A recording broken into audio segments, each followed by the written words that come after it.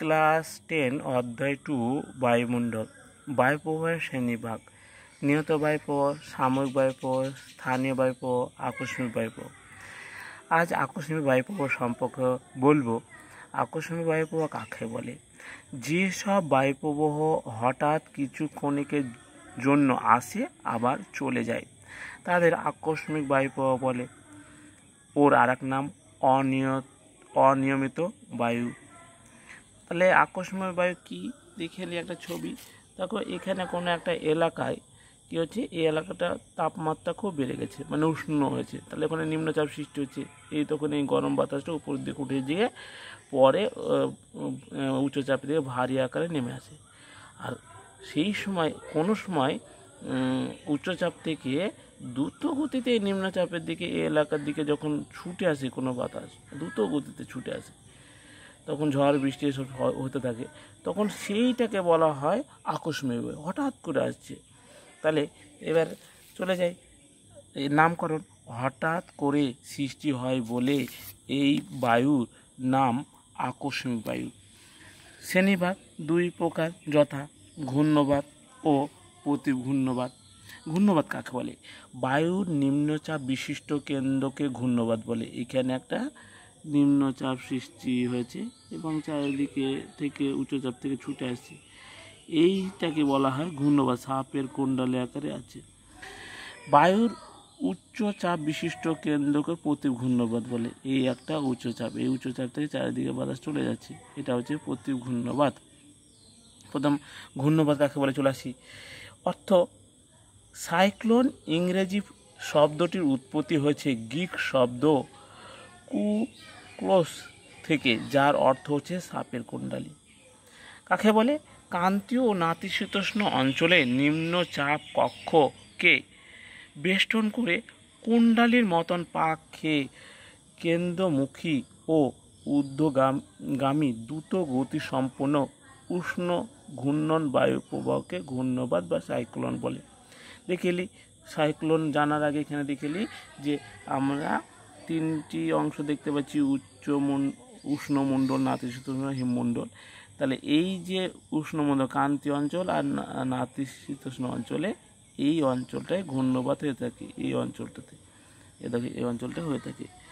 তা উত্তর গোলার্ধে এইভাবে ঘড়ির কাঁটার বিপরীত দিয়ে ঘূর্ণবাতটা হয়, আর দক্ষিণ গোলার্ধে ঘড়ির কাঁটার দিক বরাবর এইভাবে হয়।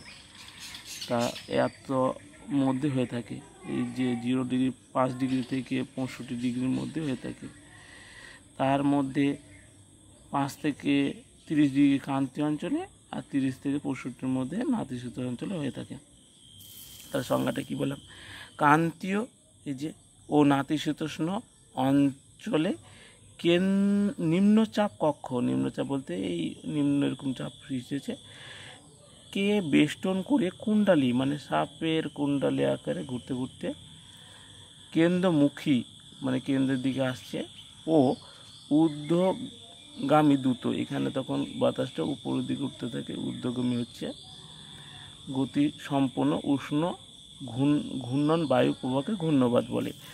শব্দের প্রথম ব্যবহার 1848 খ্রিস্টাব্দে ক্যাপ্টেন হেনরি পিডিংটন সর্বপ্রথম সাইক্লোন শব্দটা ব্যবহার করেন। উৎপত্তি কারণ: কতকগুলি নির্দিষ্ট অনুকূল পরিবেশে অল্প পরিসর স্থানে, কতগুলো নির্দিষ্ট ভালো পরিবেশ আছে, সেই সব স্থানে হঠাৎ উষ্ণতা বৃদ্ধি পেলে, হঠাৎ যদি উষ্ণতা বৃদ্ধি পায় তখন সেখানে নিম্নচাপ সৃষ্টি হয়। হঠাৎ বৃদ্ধি পেলে সেখানে কি হয়? নিম্নচাপ সৃষ্টি হয়। তখন ক্রান্তীয় ঘূর্ণবাত সৃষ্টি হয়, তখন সেখানে ক্রান্তীয় ঘূর্ণবাত সৃষ্টি হয় এবং দুটি বিপরীত ধর্মীয় বায়ু পুঞ্জের সংগঠনের দ্বারাই সীমান্তে সৃষ্টির মাধ্যমে নাতিশীতোষ্ণ ঘূর্ণবাত সৃষ্টি হয়। তাহলে এখানে ক্রান্তীয় ঘূর্ণবাত, এখানে সীমান্তে নাতিশীতোষ্ণ ঘূর্ণবাত সৃষ্টি হচ্ছে।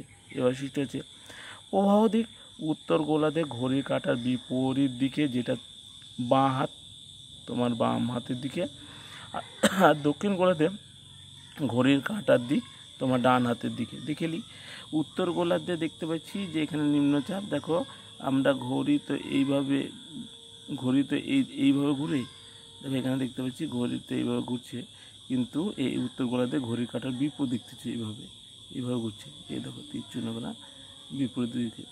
আর দক্ষিণ গোলার্ধে ঘড়ির কাঁটার দিকে, ঘড়ি যেমন ঘুরে এভাবে যেমন ঘুরে, সেরকম দক্ষিণ গোলার্ধে দেখো ঘড়ির কাঁটার দিকে ঘুরছে, কিন্তু সাপের কুণ্ডালি মানে সাপ বেরিয়ে বেড়ানো যদি হয় সেই রকম আকারে। তাহলে অবস্থান, ক্রান্তীয় অঞ্চলে সাধারণত জলভাগের ওপর এবং নাতিশীতোষ্ণ অঞ্চলে স্থলভাগের ওপর ঘূর্ণবাত সৃষ্টি হয়।